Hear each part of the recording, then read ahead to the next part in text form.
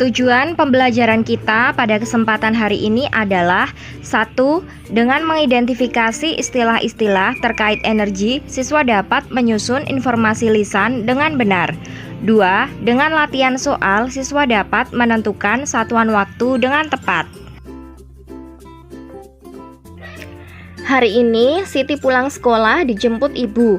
Mereka pulang naik angkutan umum. Siti senang pulang bersama ibu. Tiba-tiba mobil yang mereka tumpangi mogok. Ternyata mobil ini kehabisan bahan bakar. Para penumpang terpaksa turun. Mereka mencari kendaraan lain. Begitu pula dengan Siti dan ibunya. Setelah naik kendaraan lain, Siti dan ibunya asik bercakap-cakap. Simaklah percakapan mereka berikut ini. Siti, Bu, mengapa ya angkot tadi mogok? Ibu, sebab bensinnya habis. Kalau bensinnya habis, mesinnya tidak dapat hidup. Akibatnya mobil tersebut mogok. Siti, berarti bensin sumber energi mobil ya, Bu? Ibu, benar nak, bensin adalah salah satu jenis bahan bakar minyak untuk kendaraan. Siti, bahan bakar minyak terbuat dari apa, Bu? Ibu, bahan bakar minyak atau BBM berasal dari fosil hewan. Fosil hewan adalah hewan yang mati dan tertimbun di dalam tanah jutaan tahun yang lalu. Siti, berarti sulit ya Bu memperoleh BBM itu? Ibu, iya nak, butuh waktu yang sangat lama. Siti, apakah BBM hanya untuk menghidupkan kendaraan Bu? Ibu, oh tidak, BBM itu bukan hanya untuk kendaraan. BBM juga dapat digunakan di dapur untuk menyalakan kompor, di pabrik untuk menghidupkan mesin-mesin pabrik. Jadi di mana saja BBM banyak digunakan. Siti, lama-kelamaan dapat habis ya Bu? Ibu, betul nak, oleh karena itu kita harus menghemat penggunaan BBM. Mengapa? Karena cadangan BBM di muka bumi ini akan habis. Siti, oh begitu ya Bu? Ibu, iya nak, wah kita sudah sampai, ayo siap-siap turun. Siti, oh iya Bu. Dari percakapan tersebut, coba kalian sebutkan cara apa saja yang dapat dilakukan untuk menghemat energi yang berupa BBM. Cara yang dapat dilakukan untuk menghemat energi yang berupa BBM adalah 1. Menggunakan kendaraan umum saat bepergian. 2. Menggunakan energi alternatif pengganti BBM. 3. Berjalan kaki menuju tempat yang lebih dekat.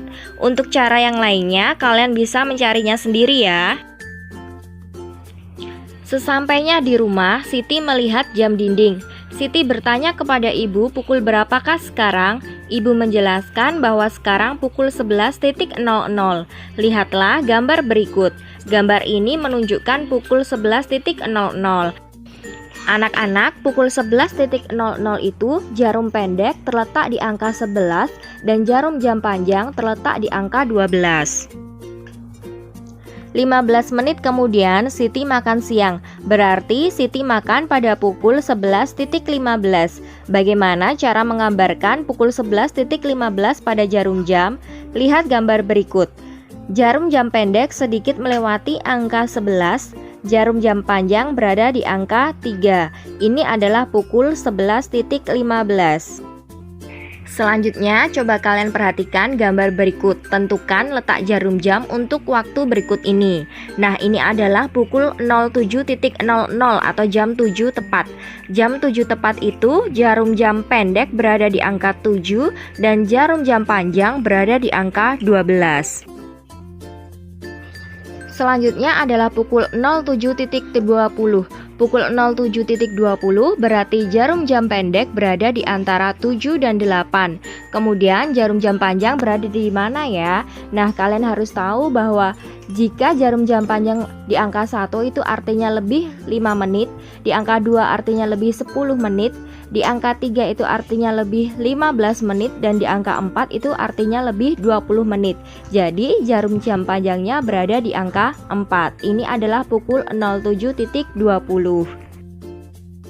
Siti bangun tidur pukul 05.00. Lalu kemudian Siti mandi, ibadah, dan melakukan persiapan berangkat sekolah. Kegiatan itu berlangsung selama 1 jam. Artinya pukul 06.00 Siti siap berangkat sekolah. Jika Siti berangkat sekolah pukul 06.00 pagi, Siti sampai di sekolah pukul 07.00.